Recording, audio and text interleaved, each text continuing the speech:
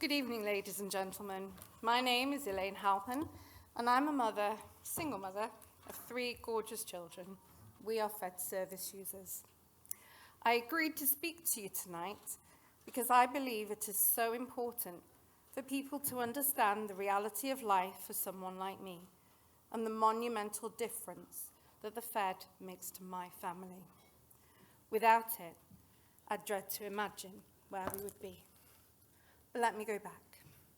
I was born and brought up in North Manchester, got married in 2010 and moved to London. We had a family, a boy now 11, and twins, a boy and girl who are 6. In between, we sadly lost a baby in 2013.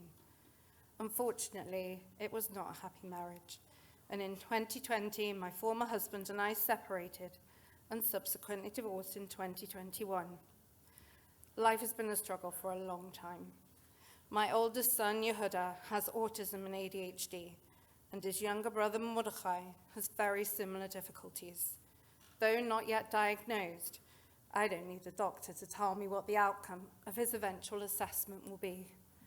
Thank God his twin, Esther, does not appear to have any problems, but I worry about the impact on her of growing up with 2 brothers who have such hugely challenging needs. And there may well come a time when she will need support to deal with this. Living in London, I was supported by Norwood, a Jewish children's charity, but otherwise had no real support network. I had few friends, and certainly no one with the skills to cope with the boys' behaviours.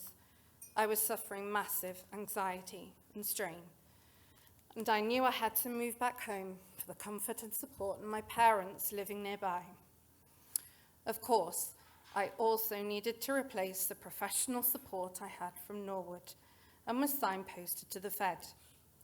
Very shortly after I made contact, I was called by Zoe from the Community Advice and Support Team, and she began to support me from a distance. I had no school for the kids in Manchester, nowhere to live, no support, and I was still going through a divorce. I was totally overwhelmed. But from my initial conversation with Zoe, I no longer felt alone. The Fed was there for us. Zoe let me talk. She listened patiently to everything and then broke it all down into small, manageable steps. She continued to support me by phone and email until our move, guiding and advising me on local schools, housing, local authority engagement, GP options. I had so much to deal with. I was also going through a tribunal with Barnet Council regarding Yehuda's schooling and needed support and advice with transferring his file to Bury. When eventually we met face to face, I was immediately at ease with her, and she told me what other help the Fed could offer now that we'd moved. The weekly groups for children with additional needs, the Project Smile summer camps, and ongoing social work support. The relief was unquantifiable. Zoe's continued to support me. When I've been totally overwhelmed, when I've been incapable of thinking clearly, conversations with her have helped me get my thoughts straight. Initially, her focus was on supporting me in managing Yehuda's behavior. She provided masses of guidance, which I badly needed. Although he was 10 years old, he had the emotional capacity of a 7-year-old. She took the time to teach me. She demonstrated to me, for example, something no one had ever thought to show me before, how to safely restrain Yehuda when he was in the midst of a violent outburst. How's any parent meant to know this without being taught? It was not a moment too soon, because things were getting dangerous. He was becoming increasingly hypersensitive to the world around him, lashing out in an instant, totally losing control, attacking me or his siblings without warning, and becoming a danger to himself and to them. If they played too close to him, or if there was a sudden noise, he would instantly react violently. On one occasion, he tried to jump out of his window. Fortunately, I'd had it secured, so he couldn't. I basically couldn't leave his side. ever. I was constantly on spilkers. I could never breathe easy. And you cannot believe how lonely it felt. I was at the end of my tether. But the Fed saved me. Zoe arranged for Yehuda to go to a Fed summer camp. He was incredibly anxious. This, too, is very much part of his condition. At first, he refused to leave my side, but the staff were outstanding with him. They had a care plan for him in place already and told me, "Go, we'll be fine. If we need you, we'll call you." I went home and waited for that phone call to come and collect him. It never came. He absolutely loved it. Having had no time to breathe or think, I urgently needed respite and headspace, and the break that the summer camp gave me was unbelievable. A while later, Yehuda began to attend the Sunday afternoon sessions at the Fed's Children's Center.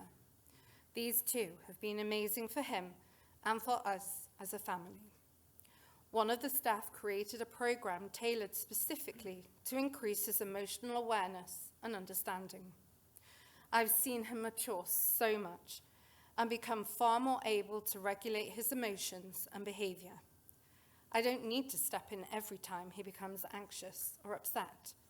He has more self-control and is much more verbal and talkative and much less violent. Bottom line, Project Smile has been a complete lifesaver. Even during COVID, the Fed continued to give me amazing support by email and calls and visits once it was allowed. Of course, it wasn't the same, but I knew they were there, always, no matter what, and that I was not alone. As for Esther, her challenge is going to be her brother's, but at least I know the Fed will support her or help her access the right help if the need arises. And now Mordechai. He has attended 2 parties at the Fed's Children's Center for Hanukkah and Purim. He absolutely loved it, both times. It was perfect for him. And the Fed is now helping me apply for funding so that he too will be able to attend Project Smile groups regularly, like his older brother. That, as they say, is our current work in progress. Sadly, an additional challenge has entered my life, as I'm now caring for my beloved mum, who is going through cancer treatment.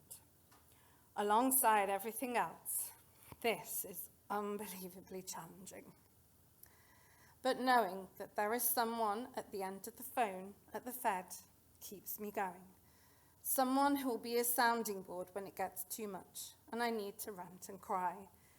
Being a parent of children with additional needs often makes you feel very judged and very alone. At the Fed, I'm not judged. There's someone to put their arm around me and say, "You're not rubbish. You're doing an amazing job under incredibly difficult circumstances." Having the Fed means someone has my back. It means, however tough it gets, I'm not alone. They're in my corner. Thank you so much for listening to me. Thank you for supporting the Fed and saving my life.